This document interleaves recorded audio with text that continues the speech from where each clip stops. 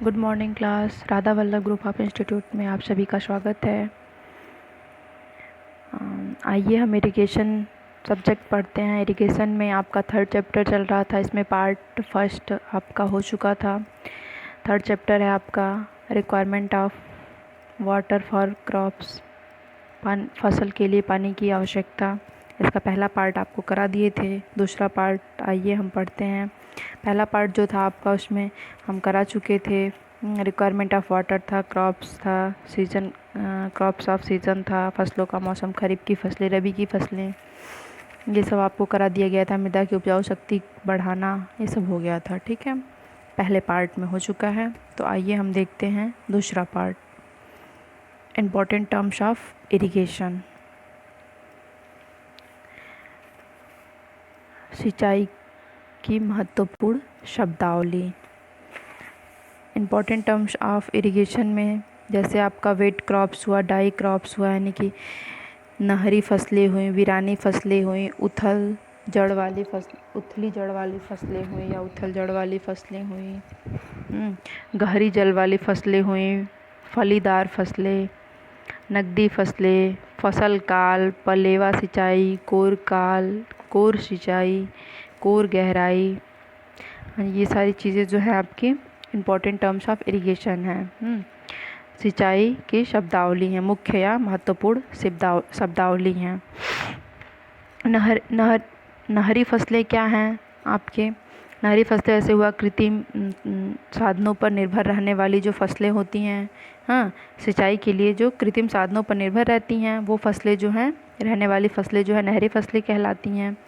वीरानी फसलें हैं, वर्षा जल की सिंचाई पर निर्भर रहने वाली जो फसल होती हैं वो आपकी वीरानी फसलें होती हैं। उथली जड़ वाली फसलें हैं, जिन फसलों की जड़ें जो हैं मृदा की ऊपरी परत पे ही रहती हैं, उथली जड़ वाली फसल कहलाती है। यानी कि जो है जिस फसल की जड़ जो है ज़मीन के अंदर ना पहुँचे, हाँ, ज़मीन के ऊपरी परत में ही रहती हो, वो जो है आपका उथली जड़ वाली फसलें हैं। गहरी जल वाली फसलें जो हैं वह फसल जब पौधे की जड़ों की मृदा की ऊपरी परत पर न रुक करके गहराई तक हो, ठीक है, तो आपकी गहरी फसलें हो जाती हैं।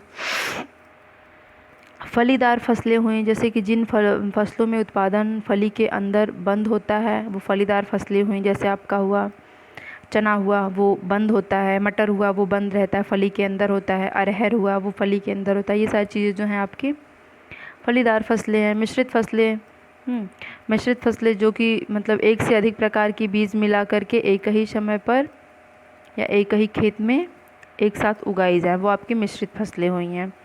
मिश्रित फसलें में जैसे कि आप मटर हुआ और सरसों हुआ, ये सारी चीज़ें एक में आप मिक्स करके कर सको, या फिर गेहूँ और सरसों एक साथ मिक्स करके आप उगा सको फसलों को, वो आपके मिक्स क्रॉप्स हुए, मिश्रित फसलें हुई। यानी कि एक से अधिक फसलों के बीज को मिलाकर एक ही खेत में एक साथ उगाई जाए, वो आपकी मिश्रित फसलें हुई। नकदी फसलें हैं, कैश क्रॉप्स। हाँ, ये हैं वे फसलें जिनमें जो है उत्पादन को बेच करके कृषक उपभोक्ता के काम आते हैं, कृषक अपने उपभोक्ता के काम लेता है, उसे नकदी फसलें कहते हैं। यानी जो जैसे कि आपका मतलब गन्ने का खेती हुआ, कपास का हुआ, ये तंबाकू, ये सारी चीज़ों को मतलब बेच करके खुद की काम में लेना, यूज करना, जो है आपकी नकदी फसलें हुई। ठीक है, आइए देखते हैं क्रॉप पीरियड, फसल काल। ये जो था वो आपके सिलेबस में नहीं था और ये है अब जो वो आपके सिलेबस में है, तो इसे हम नोट्स बना दिए हैं, आप लोग लिख लीजिएगा। तो आइए देखते हैं फसल काल। बीज बोने से पहले जो, हाँ, बीज बोने से फसल काटने तक का जो समय काल होता है ना, यानी बीज बोने से पहले से लेकर के बीज पकने के बाद काटने तक का जो समय आपका होता है वो आपका फसल काल कहलाता है। इसकी इकाई दिन होती है, यानी कि ये जैसे कि आपका बीज आप बो रहे हो, किसी फसल की बुआई कर रहे हो, तो उसको बीज बोने से फसल काटने तक के समय का जो अंतराल होता है वही आपका समय काल कहलाता है, क्रॉप पीरियड। ठीक है, नेक्स्ट है आपका पलेवा सिंचाई।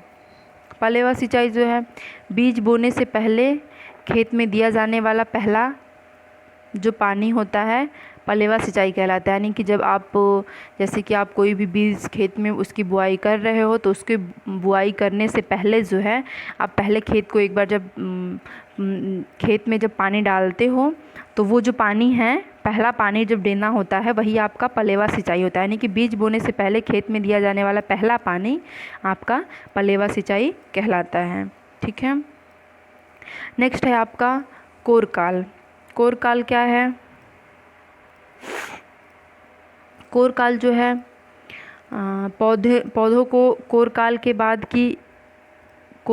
बाद की गई पहली सिंचाई कोरकाल सिंचाई कहलाती है। यानी कि जब आप पौधे की बुआई कर देते हो, जब अंकुरित होने लगता है, यानी कि पौधे के कोरकाल के बाद की गई सिंचाई जो है वो आपकी पहली सिंचाई जो है वो आपकी कोरकाल यानी कोर सिंचाई कहलाती है। इसमें जो होता है पानी की गहराई अन्य सिंचाइयों की अपेक्षा सबसे अधिक होती है। पलेवा सिंचाई मिलाकर यह दूसरी सिंचाई होती है। यानी पलेवा सिंचाई को मिला करके उसके बाद ये जब आप पलेवा सिंचाई यानी बीज की बुआई से पहले देते हैं, उसके बाद ये दूसरी सिंचाई जब देते हैं, तो इन दोनों को मिला करके ये दूसरी सिंचाई होती है।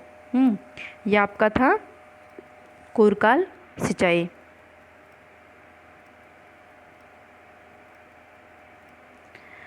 सॉरी, कोर सिंचाई। कोरकाल सिंचाई तो हो चुका है। ठीक है। नेक्स्ट है आपका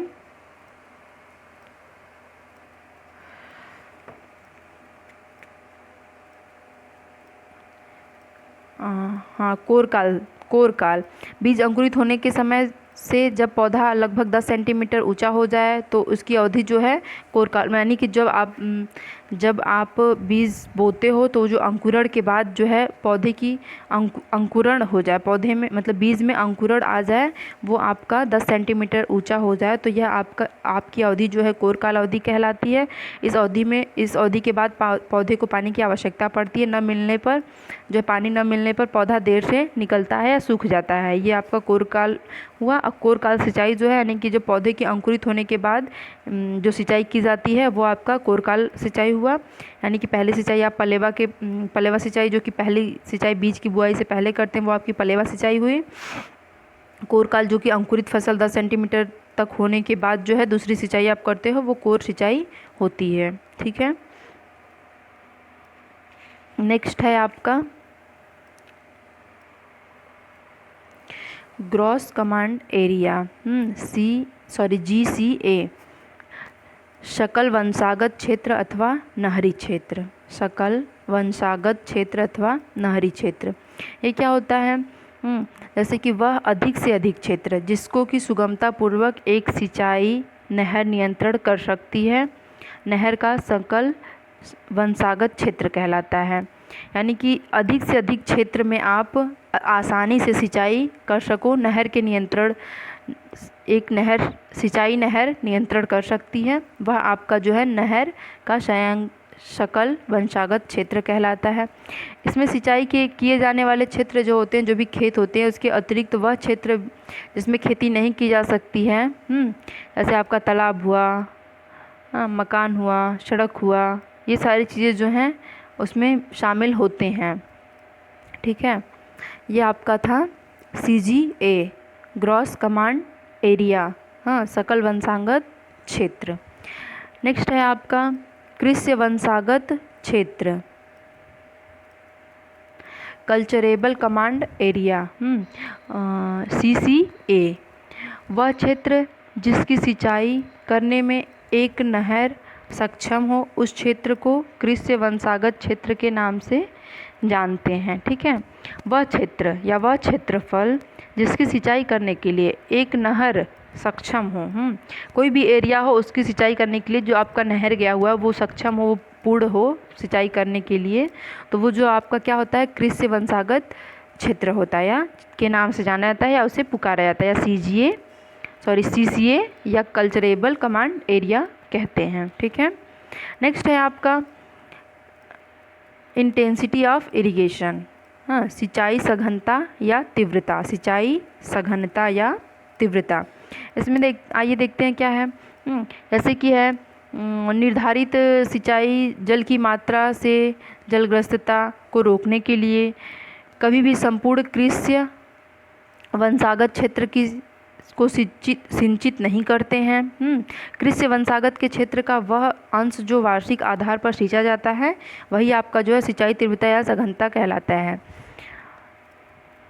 जो कि आप कृषि वंशागत क्षेत्र का वह अंश जो कि वार्षिक आधार पर सींचा जाता है वही आपका सिंचाई सघनता या तीव्रता कहलाता है। हाँ, इंटेंसिटी ऑफ इरिगेशन कहलाता है। इंटेंसिटी ऑफ इरिगेशन कहलाता है। नेक्स्ट है आपका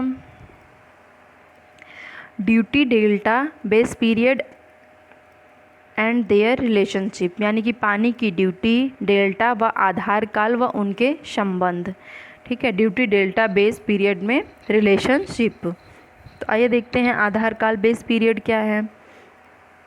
बेस पीरियड, हाँ, बीज बोने से पहले प्रथम सिंचाई से लेकर फसल काटने के पहले की गई सिंचाई की अवधि को आधार काल कहते हैं।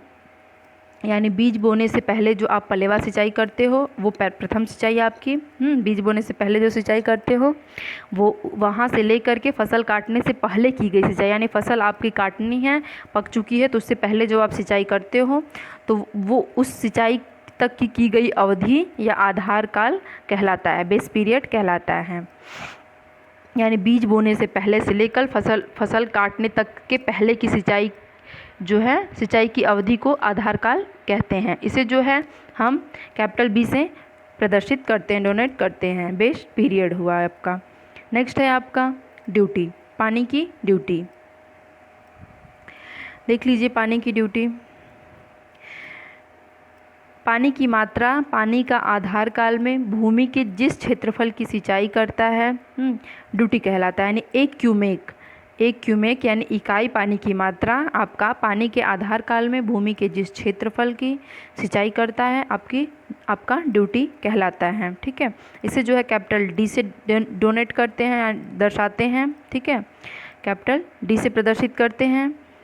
यह जो है 1 घन मीटर के नहीं, ठीक है, इसे कैपिटल डी से प्रदर्शित करते हैं। ठीक है, आइए आगे देखते हैं डेप्थ ऑफ वाटर या डेल्टा, पानी की गहराई या डेल्टा।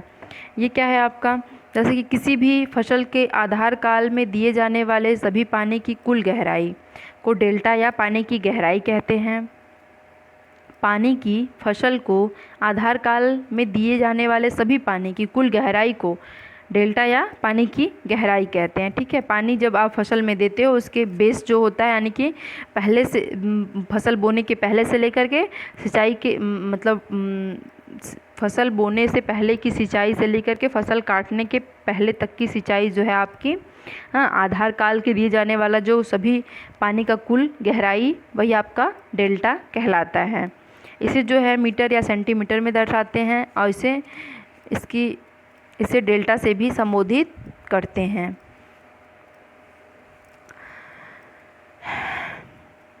नेक्स्ट है आपका ड्यूटी पर प्रभाव डालने वाले कारक। ड्यूटी या डेल्टा पर प्रभाव डालने वाले कारक।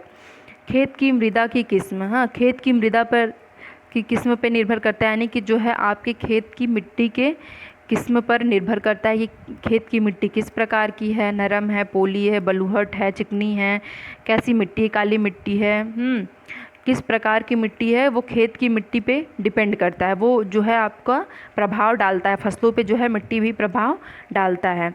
फसल के किस्म, हाँ, फसल की वैरायटी कैसी है, जब आप फसल खेतों में डाल रहे हो तो उसकी मिट्टी के बाद उसे देखते हैं फसल की वैरायटी कैसी है। हाँ, भौम जल तल, ग्राउंड वाटर टेबल, ये आपका जैसे कि भौम जल तल देखते हैं वो मिट्टी कितनी पानी मतलब कितना ज़्यादा पानी अवशोषित करती, कितना ज़्यादा जो है पानी की डिमांड करती है, मतलब मिट्टी या फसलों की सिंचाई करने पे मिट्टी जो है तुरंत पानी को अवशोषित कर लेती है, सूख जाती है या नमी बनी रहती है खेतों में। यह आपका भौम जल तल हुआ। फसल के दौरान क्षेत्र में वर्षा हुई, तापमान व मौसम हुआ। तापमान और मौसम पे भी डिपेंड करता है आपका टेम्परेचर कैसा है, मानसून कैसा है, तो उसमें जो है मिट्टी की कंडीशन क्या है, हाँ, उस पर ड्यूटी पे प्रभाव डालने वाले कारक क्या कार्य करेंगे। आपका आधार काल हुआ, नहरों तथा गुलों की स्थिति हुई। जितना रिसन कम होगा ड्यूटी जो है उतनी ही बढ़ जाएगी। हाँ, जैसे नहर हुआ या गुलों की स्थिति हुआ, जैसे नहर से आप पानी की वो सप्लाई कर रहे हो तो इसमें रिसन कम होगा तो आपका जो है ड्यूटी बढ़ जाएगा। रिसन ज़्यादा होगा तो ड्यूटी जो है वो घट जाएगा। ठीक है। खेत के भूमितल की स्थिति हुई। हाँ, खेत जैसे ढालू होने पर पानी एक ओर भरेगा तथा ऊपरी भाग जो है सूखा रह जाएगा, या फिर ढलान पे जो खेत रहेगा तो निचली साइड जो है वो ज़्यादा पानी हो जाएगा, ऊपर की साइड जो है वह सूखा रह जाएगा, या फिर हो सकता है पानी कम हो जाए। तो रह जाएगा। जैसे कि खेतों के गड्ढे जो हैं उसमें अधिक पानी भर जाएगा। गड्ढा होने पर जो है अधिक पानी भरेगा, अन्य क्षेत्र जो है सूखा रह जाएगा, जिससे कि क्या होगा, आपकी ड्यूटी कम हो जाएगी, ड्यूटी पे प्रभाव जो है अधिक पड़ेगा। ये आपका हुआ। सिंचाई विधि हुई। सिंचाई पे डिपेंड करता है, आप दोहन लिफ्ट इरिगेशन कर रहे हो, वो दोहन सिंचाई कर रहे हो, या फौहार द्वारा कर रहे हो, या फ्लो द्वारा कर रहे हो, ग्रेविटी फ्लो द्वारा कर रहे हो। तो ये सब चीज़ें जो है ड्यूटी पे प्रभाव डालने वाले कारक थे। आपका चैप्टर 3 फिनिश हुआ। नेक्स्ट चैप्टर आपका अगले वीडियो में स्टार्ट करेंगे। Okay, thank you.